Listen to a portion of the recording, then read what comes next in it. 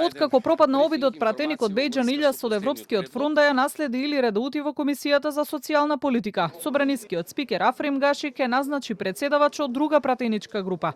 Тој за Канал 5 потврдува дека ќе преземе ваков чекор за кој вели дека е деловнички, бидејќи во оваа комисија нема други членови од редовите на Европскиот фронт.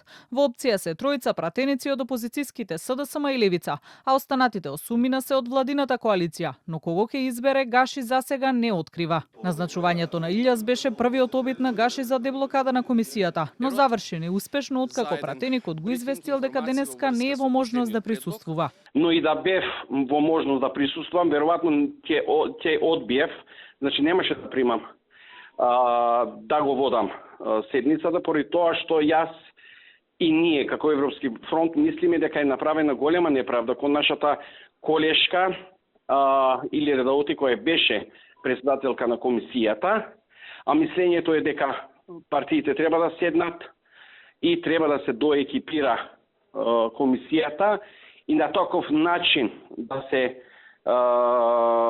се води расправа за законите. Европскиот фронт во потегот на Гаши гледа скриени намери да се деблокира законот за бранители, но од коалицијата вреди негираат. Ние се обидуваме да најдеме разумно решение за тоа.